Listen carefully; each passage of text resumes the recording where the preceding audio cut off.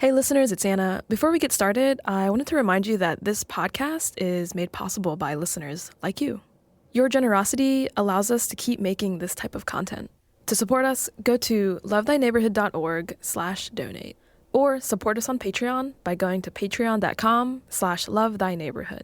Your support allows us to continue telling stories about following Jesus in modern culture. Love thy neighborhood. Okay, cool. Oh, definitely. Awesome. Discipleship and missions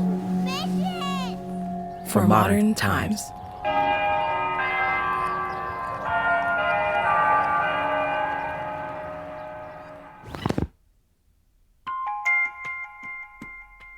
Every day, former President Donald Trump is in the news.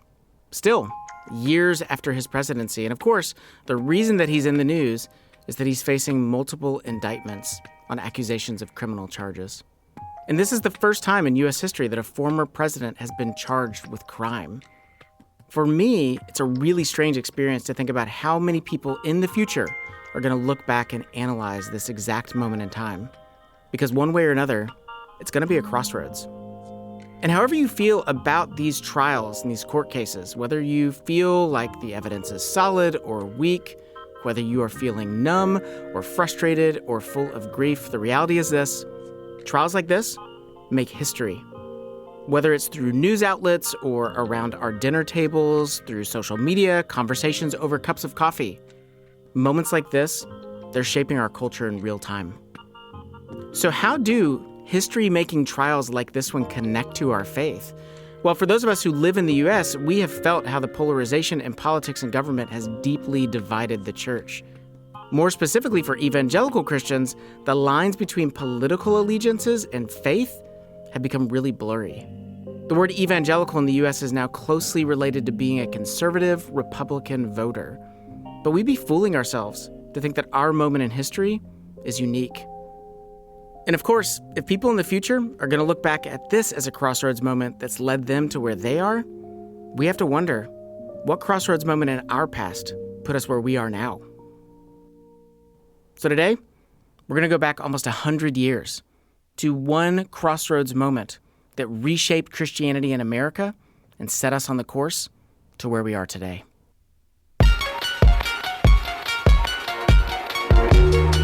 You're listening to the Love Thy Neighborhood podcast. I'm Jesse Eubanks. And I'm Anna Tran. Today's episode, Fundamentalism On Trial. We're partnering with the podcast Truce and their host, Chris Staron, who recently has been exploring the question, how did fundamentalist Christianity become more known for what it's against than what it's for? Hey, welcome to the show, Chris. Thank you so much for having me.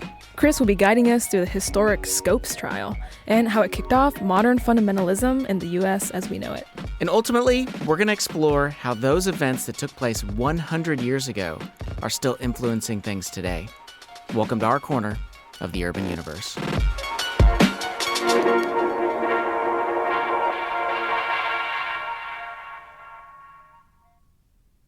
Okay, so Chris, the Scopes trial. I wanted to note, first off, that these episodes are a part of a bigger series that you did about Christian fundamentalism. These days, you know, the term evangelical gets thrown around all the time, but not so much fundamentalism. I mean, you'll hear it mentioned, but it's not anything like it used to be.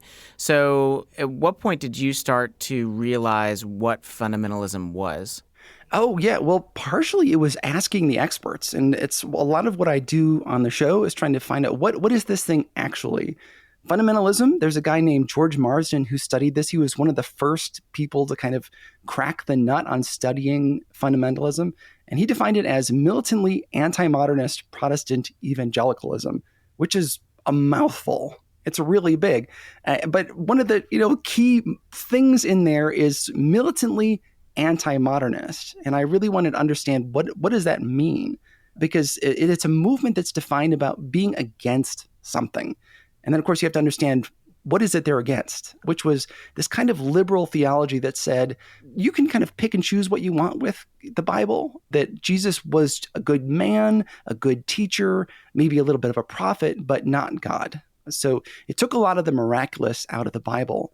You still see people say that a lot today. And that reaction, that fundamentalism that we have today is still very much like that. It is very much militantly against something, and it's defined by being against. So fundamentalism is something that's super present today, right? But there's a moment in American history where the intensity really gets turned up. And for us to understand why Christians are against so many things today, we have to go back to this key moment in history where that first began. You have given considerable study to the Bible, haven't you, Mr. Bryan? Yes, sir. I have tried to.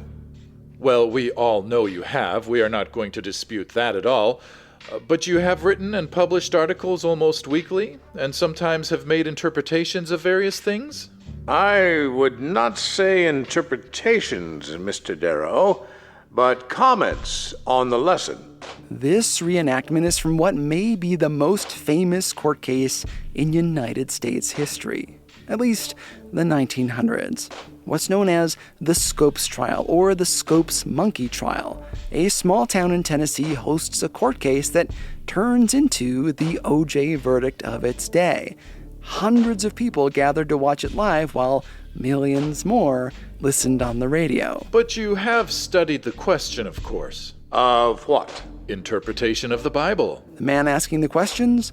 Clarence Darrow, a controversial figure, perhaps the most renowned lawyer of the 1920s, a hardened, gruff atheist, a determinist.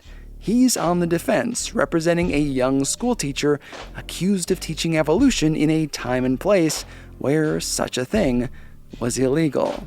The man on the witness stand is William Jennings Bryan. Bryan ran for president of the United States 3 times under the Democratic ticket, losing all of his attempts. Former member of the U.S. House of Representatives, former Secretary of State, and one of the people responsible for enacting the law in question, barring teachers in Tennessee from discussing evolution in the classroom. This was Rocky versus Apollo Creed, 2 of the most famous, maybe most infamous men in the country, duking it out. You may know this story, the stakes, the ramifications. This event is taught in schools across the country. Your ideas about it are probably colored by your upbringing, your religion, your politics. And I don't care who you are, they're probably wrong. Let me tell it to you the wrong way first, how we normally hear it. The court case was over a week old already. Bryan and the prosecution had basically won. It was proven that the young teacher, John Scopes, taught evolution in the state of Tennessee. His own students testified to that fact, ratting him out. Scopes faced real jail time and fines for his crime, a young man imprisoned for science, a martyr for his cause. The whole thing was pretty much wrapped up when, in a surprise, spur-of-the-moment stroke of brilliance, Clarence Darrow, the godless big city lawyer, called the populist Bryan to the stand. Once there, he grilled the old man about his religion. Darrow asked him, "Do you claim that everything in the Bible should be literally interpreted?" Bryan was a fundamentalist, or at least the fundamentalists looked to him in this moment as their guy on the ground, fighting on behalf of God himself. To them, he was a man of God. Darrow, the atheist, wanted nothing more than to reveal Bryan as a bigot, a sham, and a fool. In this telling of the story, the false one, Darrow makes Bryan out to be a sputtering idiot, a man stuck in the past, in superstition that no longer belonged to the industrialized world. He does so on national radio. Millions of people hear it live. As a result, teaching evolution goes mainstream in the schools, and fundamentalists like Bryan become a dying breed. Thanks to this one performance, Darrow single-handedly brings down fundamentalism until it's revived in the 1970s, just in time for the moral majority, Jerry Falwell and Ronald Reagan. That's the story we've been told anyway, one of religion and superstition making way for modernist thought and enlightenment. Or, if you're from a Christian background, maybe you summarize it as a lone man standing up against godless theories that say, we emerged from apes. The truth, as is often the case, is far more complex. A lot of the popular ideas around this event are just plain wrong. It wasn't the death of fundamentalism. Instead, the pressure of this battle over Darwinism didn't extinguish the movement. It forced fundamentalism to evolve. Okay, so you mentioned that a lot of us have come to believe, a lot of false ideas about the nature of this trial, the outcomes of this trial, the influence of the trial. When did you start to realize that a lot of what we were believing about this trial was actually totally wrong? Oh yeah, when I interviewed Ed Larson, who is in the episodes about the Scopes trial, I read his book Summer for the Gods, which is just fantastic. It won a Pulitzer Prize in history, and he lays it out very clearly. I started the season without necessarily knowing how it was going to end. So it came as a surprise to me, as these things often do. But it came as a surprise, but it also shouldn't have been a surprise because so much of sort of our folkloric telling about what happened in the past in Christianity has elements of truth in it, but also has elements of untruths in there, things that get bent or twisted with emotion. And so I think it's been part of the fun of diving into these things to learn all these things, to be surprised even months after researching something. And it consistently happens with the show, which makes it really a joy to produce. Okay, so to get to the true story, the first episode actually talks about a drugstore where this whole thing kicks off. Tell us a little bit about this drugstore where everything started. Oh, sure. And if you ever get a chance, you should definitely go to Dayton, Tennessee. And they've got kind of a walking tour you can take, and you can visit all of these sites. But what happens is that there's this law passed in Tennessee that you cannot teach evolution as fact in public schools. And the ACLU wants to test this law. And this is kind of how things get changed in the United States. There's a law that's passed. Somebody does not like that law, so they break it. And then they go to trial to test the boundaries of the law. Okay, so the next clips. Chris sets the scene of the trial and introduces some of the main players. The drugstore sold ice cream and drinks, but also stuff you probably wouldn't expect, like textbooks, including the one that would become central to this battle over evolution. Dayton is a charming, quintessential small town. A square, statues, its own brewery, but in the 1920s, it seemed like Dayton was on the way out. Actually reducing in size as the old blast furnace had closed. Ray County was a farming community. Strawberries shipped by rail up to the cities in the north. By the way, the voice you hear is the ever-interesting Edward Larson. He won the Pulitzer Prize for his excellent book on the trial and teaches at Pepperdine University. This piece of Tennessee was different than the rest of the state. The whole state is Republican now, but back then, Tennessee, being a southern state, was predominantly Democratic and therefore pro-Bryan. Bryan, remember, had been the Democratic nominee for president. That's William Jennings Bryan, three-time nominee for president by the Democratic Party. He lost all three times, then became Secretary of State under President Wilson. He'd earned the nickname Mr. Fundamentalist. But East Tennessee, historically, where Dayton is located, that was the Republican end of the state. Republican back then meant they were pro-abolition, against Jim Crow laws. Bryan was a Democrat. For a long time, the Democrat. Naturally, Dayton didn't vote for him. The trial, though, was years after Bryan stopped running for office. He turned his attention to other causes, like slowing the spread of social Darwinism. To do that, he and a bunch of other Christian leaders like William Bell Riley and Billy Sunday campaigned to outlaw the teaching of evolution in Tennessee. And again, he was very precise. He didn't care about the evolution of animals or plants. He probably accepted those things to happen. What he cared about was humans. The Bible is very clear that Adam and Eve are specially created by God. So he can go out and convince people that there was a danger in teaching students as true that they had been created through a Darwinian process of evolution. And so the Tennessee law that he ended up championing, and he went to the Tennessee legislature and helped get it passed, simply says that you can't teach the Darwinian theory of human evolution. It doesn't deal with other sorts of evolution. The ACLU published a notice in the state saying that they would be willing to defend any school teacher in the state who wanted to challenge the law. The ACLU, the American Civil Liberties Union, you may know, is now almost a cuss word for some evangelicals. In 1925, they put out this advertisement looking for someone to challenge the law. What they needed was an educator willing to teach evolution, get caught, and go to trial. Someone to test the validity of the law in a courtroom. Who would be bold enough, brave enough, or so desperate for attention that they would take on a controversial law in the public eye? Perhaps Dayton? The town was struggling for business at this time because, as I said, the local blast furnace had closed and they were losing population, and they came up with this idea. An idea for how to boost the notoriety of the town. Let's have a test case here.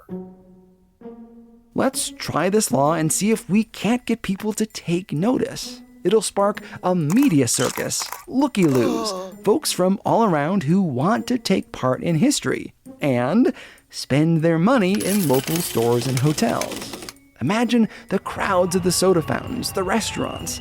This, BTW, is one way that laws get tested in the United States. An organization wants to test a law, they find someone willing to break it, and then they take the case to court so they can argue that the law should not exist. I object. Think Rosa Parks, or even Carrie Buck from my eugenics episode. A small group of citizens met in the soda fountain at a table about the size of a large pizza, with the hope of drawing some much-needed attention to Dayton. The only problem is, who were they going to get to do it? The biology teacher, the person you'd expect to teach evolution, was also the principal of the school. They couldn't sacrifice the principal. But okay, what about the young guy, John Scopes? He was the football coach and he was the middle school science teacher. Someone found him playing tennis, called him to the drugstore, and laid out their plan. Would he, John Scopes, be willing to get arrested for teaching evolution? Now, granted, he hadn't, but that was a minor technicality. He hadn't even taught evolution. One of the most famous crime stories in American history, and there wasn't even a crime committed. But the young man certainly fit the bill. Scopes wasn't particularly religious, and he was well-liked and a composed guy. Not a bad defendant. They assured him of his job back. They assured he'd never go to jail. They were that they'd pay his fine if there was one. There wasn't much to lose. Right there in the drugstore, they arrested John Scopes. With all the major players in order, they contacted the ACLU to tell them they had their test case. And so the trial began literally as a publicity stunt. How American can you get?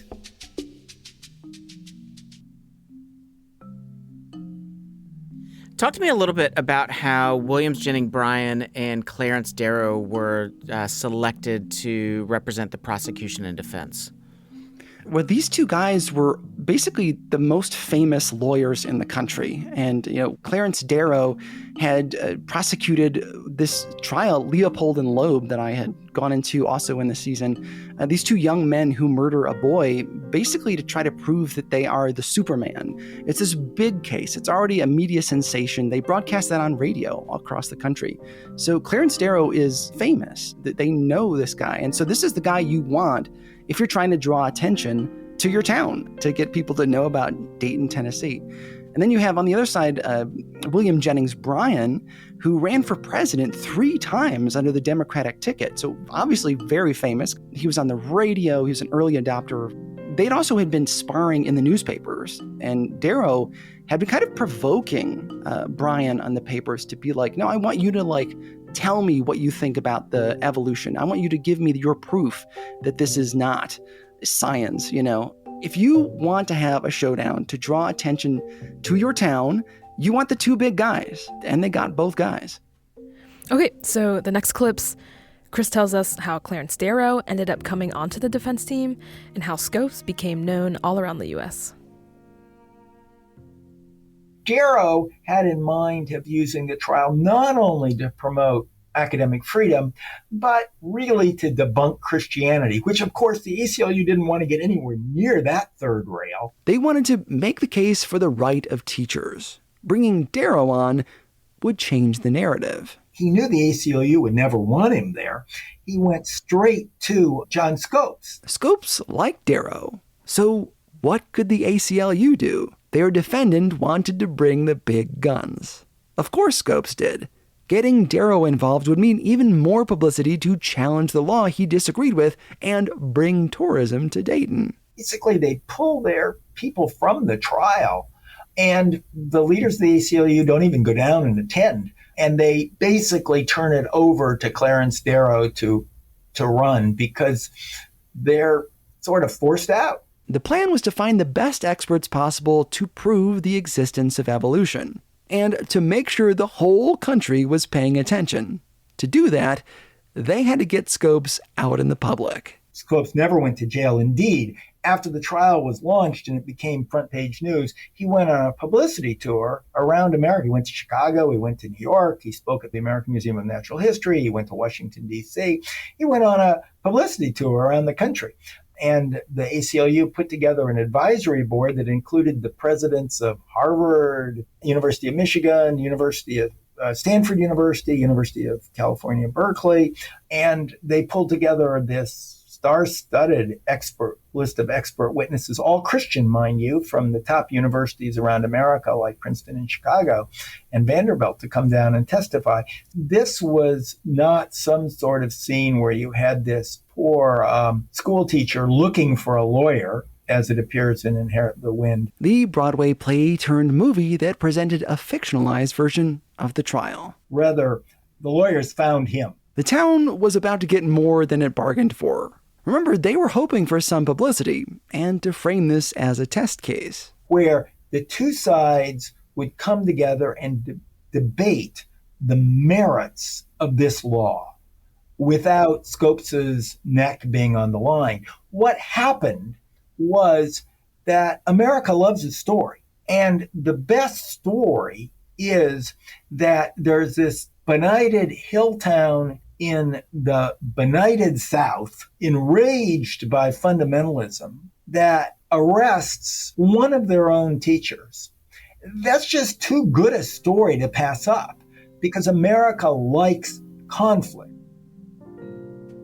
Let's talk about this. This is all happening roughly 100 years ago. Talk to me a little bit about what the U.S. was like during this time. Oh, sure. Women have just gotten the vote, which is very exciting. So there are lots of changes going on in the political arena. Prohibition is going on. Radio is becoming a new big thing. Technology is changing. More and more houses are getting electrified. Things are changing rapidly. And that's sometimes difficult for us to understand. But if you think about, maybe 100 years earlier, people had no electricity. There aren't these massive cities like you have in the 1920s. So things are changing. And that, of course, is frightening if you like the way things were. And if you have sort of traditional ideas about how, family structures should be, or the relationships between men and women should be. So there's a lot going on. So if you're a fundamentalist, it was kind of a scary time to be alive. Okay, so next, Chris gives us more context about what the culture was like at the time of the trial and why this small town really needed this trial to be a big deal. We're talking about the middle of the 1920s, which were a celebrity era. And we're talking about the Jazz Age. Think The Great Gatsby, Prohibition, speakeasies, the ubiquity of the automobile, and the economy was booming. They thought that thousands of people would descend on the town to watch the trial. Even toying with the idea of holding court in the baseball stadium so more people could watch. They expected thousands of people to come to Dayton for this. Locals rented out their homes, and the press arrived on the train. The courtroom fit a lot of people, but there wasn't enough space for everyone. So they ran speakers outside so that people could listen on the courthouse lawn. H.L. Mencken, the famous journalist, had suspected the town to be backwards, but found it, at least initially, warm and friendly. The carnival atmosphere also teased out negative stereotypes of the North and the South. This was a day when you did have lynching in the South, when you did have segregation in the South. Northerners were not moving to the South. It was before air conditioning, it was before the development of the interstate highway system or any of that. People were leaving the countryside to go to the cities. So there was an element of seeing rural areas as backwaters. Let's go to Dayton and watch the Hicks fight against science. That kind of thing. Even though the reality doesn't match the legend, you could easily play on the rural-urban, and emphasizing that, the anti-evolution movement was squarely rooted in the cities. This wasn't truly a north-south, urban-rural, but if you cast it that way, from a propaganda point of view, making it north-south, rural-urban worked.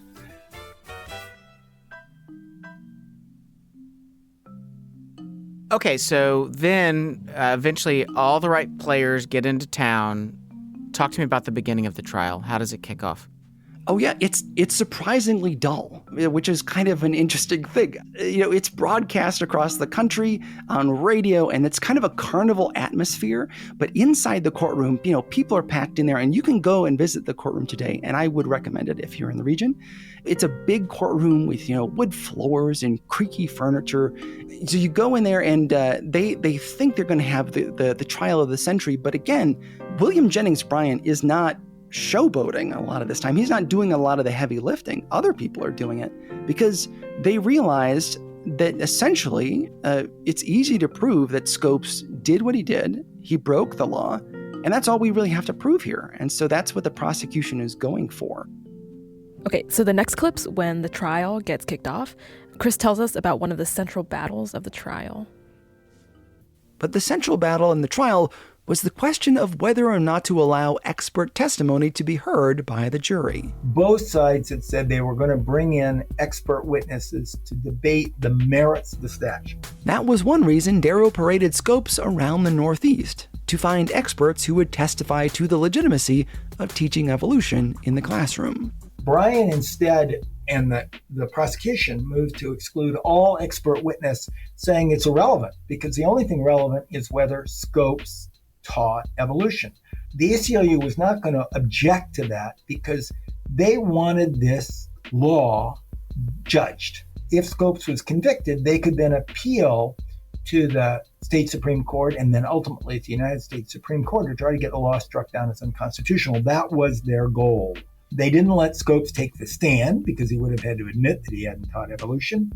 And he actually coached his students to say that he had taught evolution. In other words, the ACLU wanted Scopes to lose.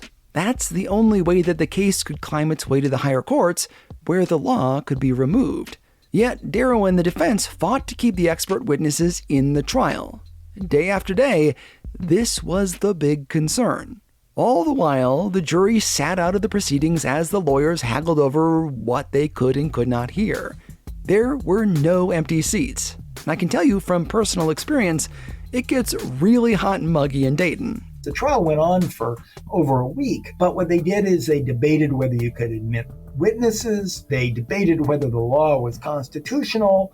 So the jury was excused for all of those portions. If you narrow the case down to, did Scopes teach evolution, then there's really not much of a case. That's why the actual trial, that is when the jury's involved, took only 2 hours. There wasn't much to debate. They removed all of the sensational stuff. Without the experts giving testimony, this was just a simple case establishing if a small-town teacher taught evolution, not something that sells newspapers. Instead, the defense admitted that their client broke the law. Darrow literally tells the jury, says, you have no choice. You're going to have to convict my defendant. What kind of battle is that? The defense attorney told the jury to convict. Telegraphs had transmitted 20,000 words a day. Special lines were strung. People were listening all over the country. Friday, the evening before closing arguments were scheduled, reporters started leaving, thinking there was nothing to see, no battle royal. In fact, some of the prosecutors even went swimming with Scopes during a recess midweek. Where was the throwdown? Only the closing arguments remained. Darrow knew that William Jennings Bryan had prepared a doozy. Bryan was one of the best orators of his time. Darrow did not want Bryan to give his grand address, to influence the minds of the country. What he did was hatch a plan, to use the legal system to keep Bryan from giving his prepared closing statement. But simply preventing his opponent from speaking wasn't enough. He wanted to crush religion. The best way to do that wasn't by silencing Bryan, but by calling him to the stand. The resulting testimony would eclipse all the rest of Bryan's legacy in the eyes of many. It became the thing he's most known for today. That moment when the accused was ignored and the prosecutor was on trial. What happened next came to define the career of William Jennings Bryan and completely shape the way we see fundamentalism today. Well, when we come back, we're going to hear how the closing statements of the trial turned the tide on fundamentalism. Stay with us.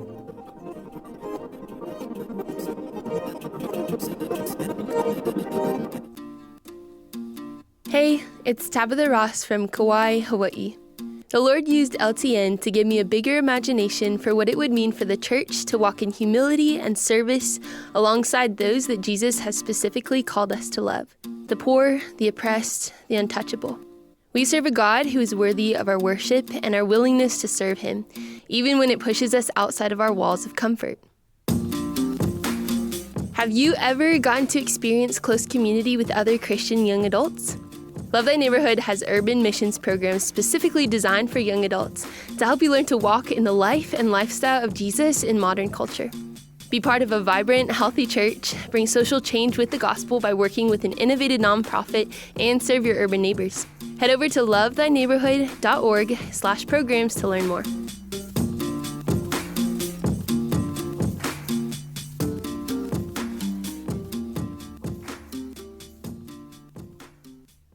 Love That Neighborhood podcast, Jesse Eubanks. Anna Tran. We've been hearing the story of the famous Scopes trial featured on the podcast Truce.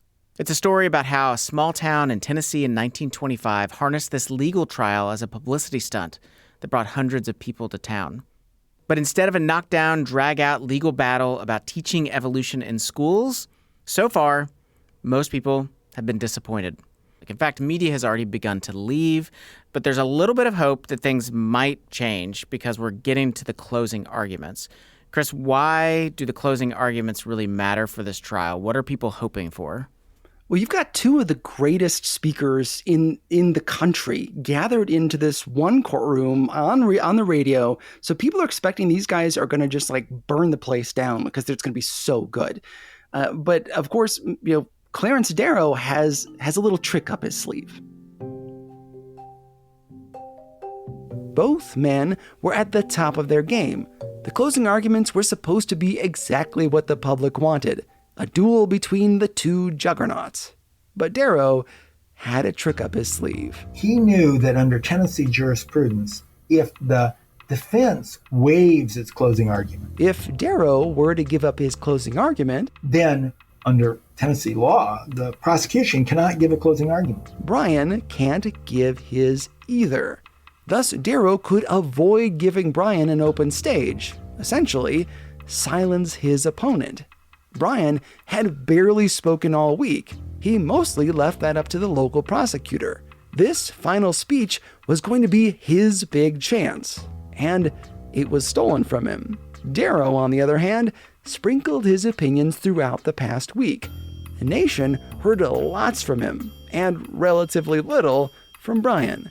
This was a master stroke. Darrow wanted to keep him on his toes. So when that last day comes, Darrow, who always has a plan, a very clever lawyer, he's going to waive his closing argument, and therefore he's going to leave Bryan unable to speak. Darrow wants to pick a fight. And therefore he had come up with the idea that at the last minute, I will call Bryan to the stand as an expert witness. Now, Bryan qualifies in a way as an expert witness because he had a weekly column in newspapers about the Bible that was published throughout the country, and he published books on biblical interpretation, and he spoke widely about the Bible.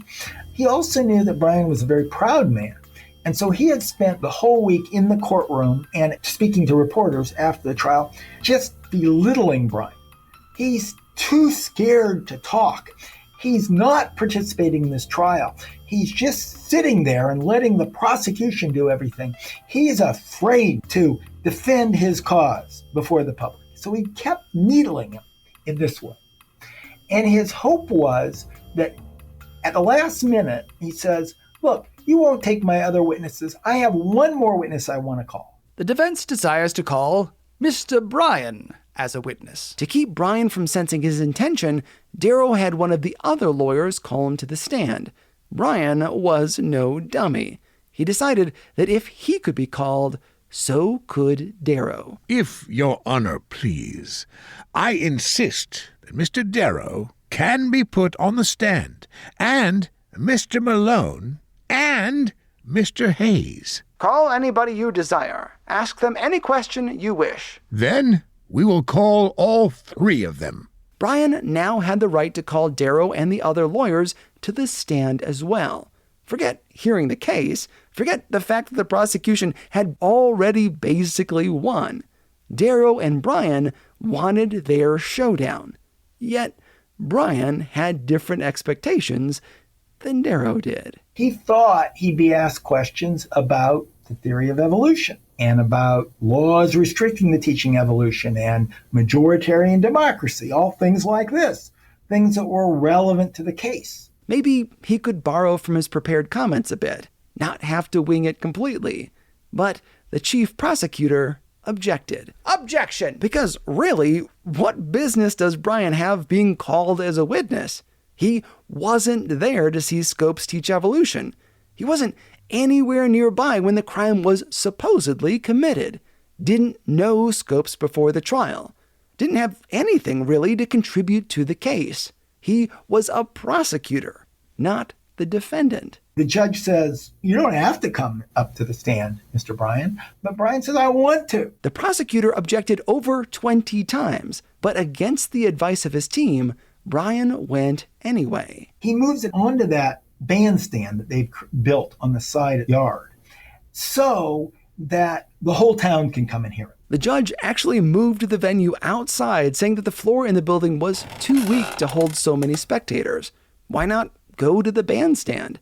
2,000 people. They pour out from all the venues. They pour out from the towns.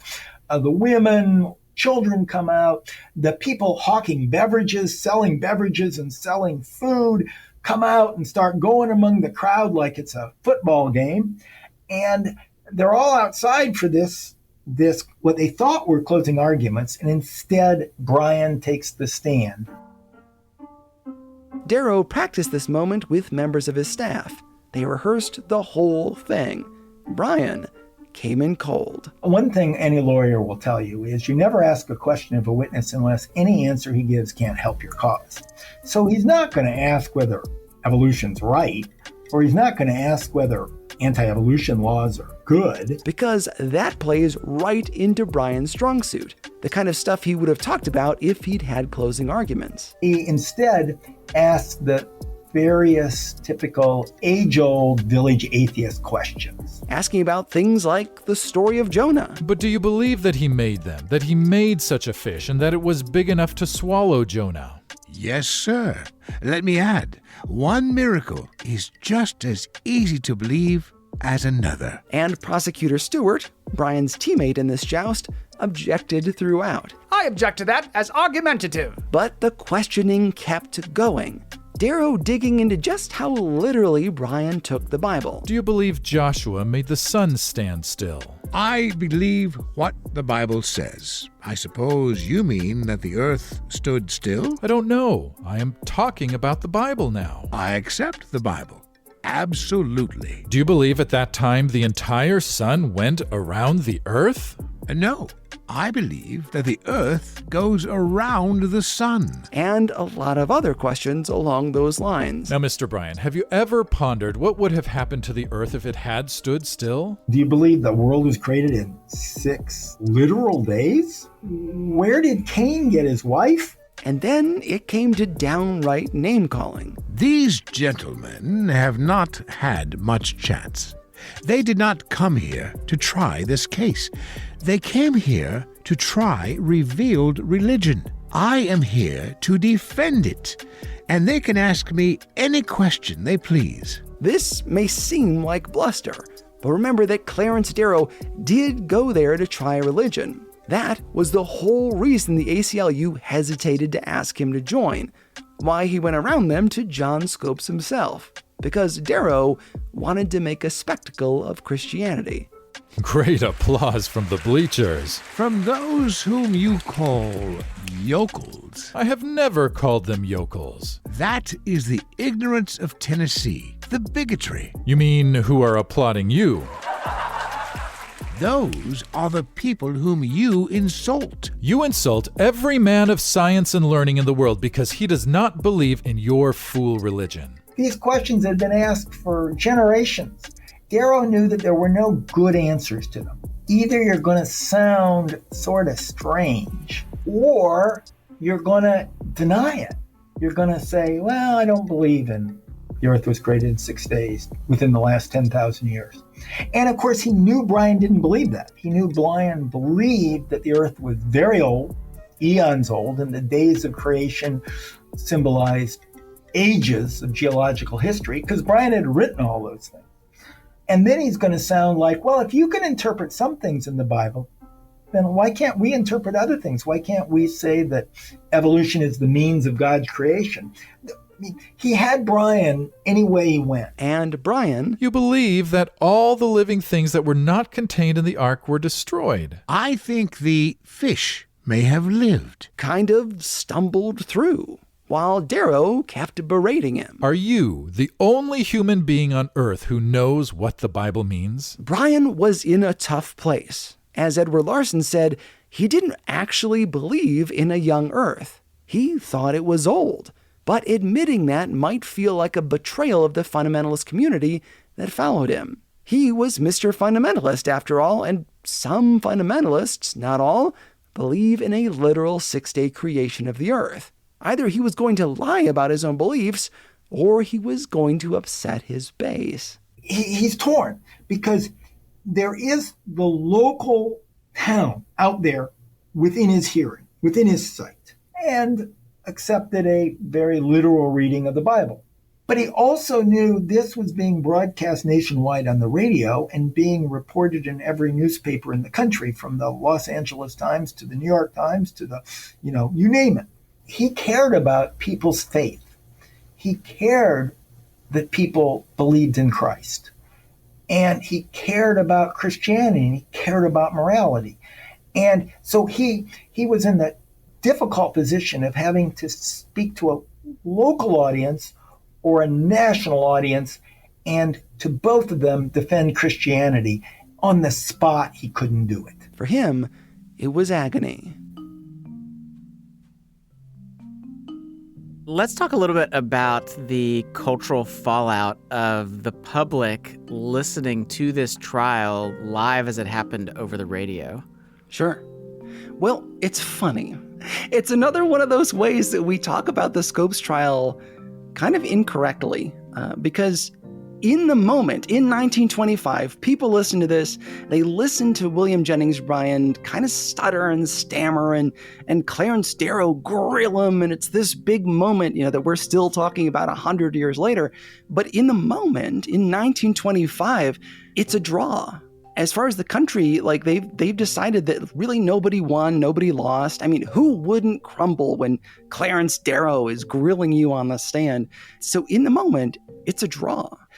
There's a book that comes out in 1931. It's called Only Yesterday. And, it comes out in the midst of the Great Depression, but it's trying to harken back to, remember how good it was last decade before there were these food lines and when people had jobs and the flappers and all that kind of stuff.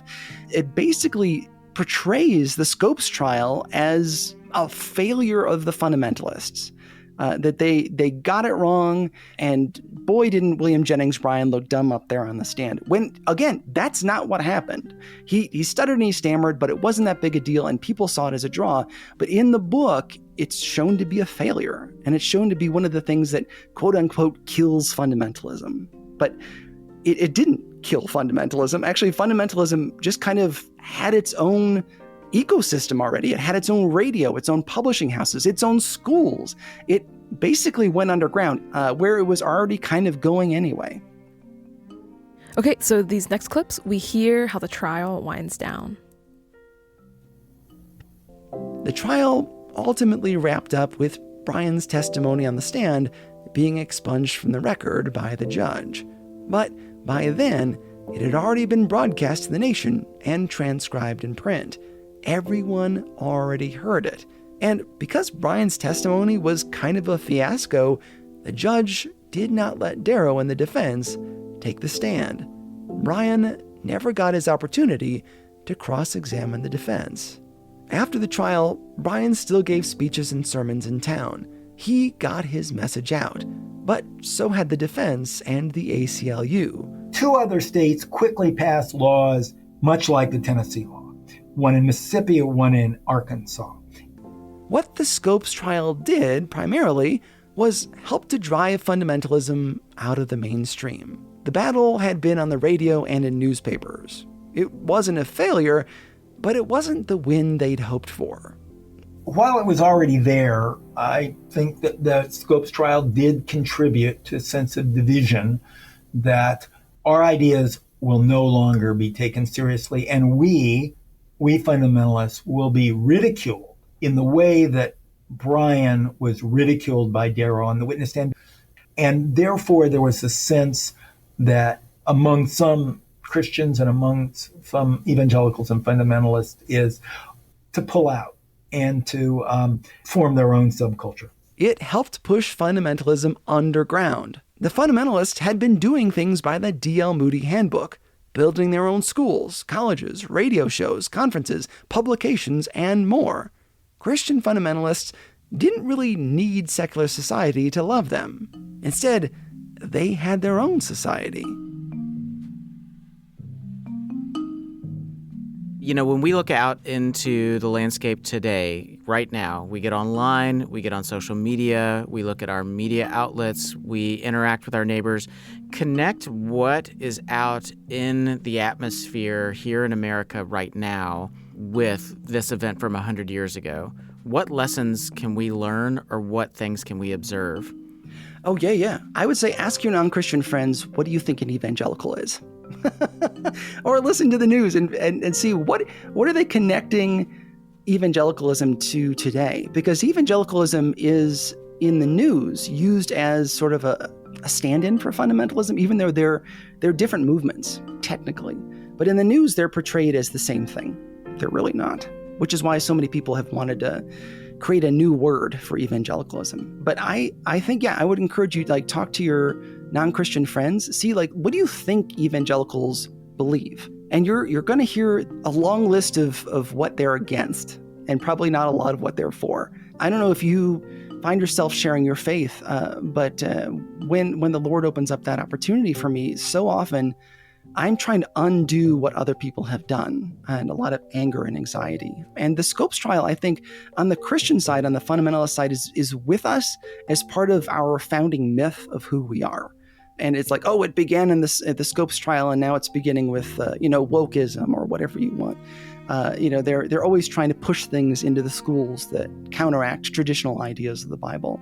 We're kind of living through that thing, especially in education. It is constantly coming up when we talk about banned books or what should kids be reading in classes. It is very much in the air. It sets the stage for all of those discussions of who gets a voice in the United States and who doesn't.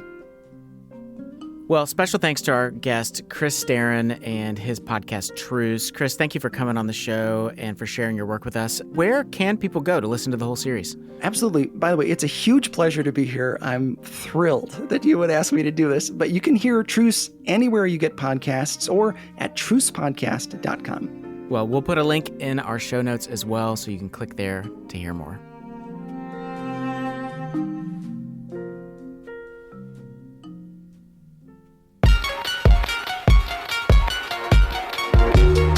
Senior producer and host is me, Jesse Eubanks. Anna Tran is our producer and editor for this episode. And yesterday, as she was leaving the office, I saw her riding down the street on her bike, screaming at the top of her lungs, I object to that as argumentative. Music comes from Blue Dot Sessions and Murphy DX. This show is brought to you by Love Thy Neighborhood. If you want a hands-on experience of missions in our modern times, come serve with Love Thy Neighborhood. Love Thy Neighborhood offers summer and year-long missions internships for young adults ages 18 to 30. Bring social change with the gospel by working with an innovative nonprofit and serving your urban neighbors. Experience community like never before as you live and do ministry with other Christian young adults. Grow in your faith by walking in the life and lifestyle of Jesus and being part of a vibrant, healthy church. Apply now at lovethyneighborhood.org. Which of these was a neighbor to the man in need? The one who showed mercy. Jesus tells us, go and do likewise.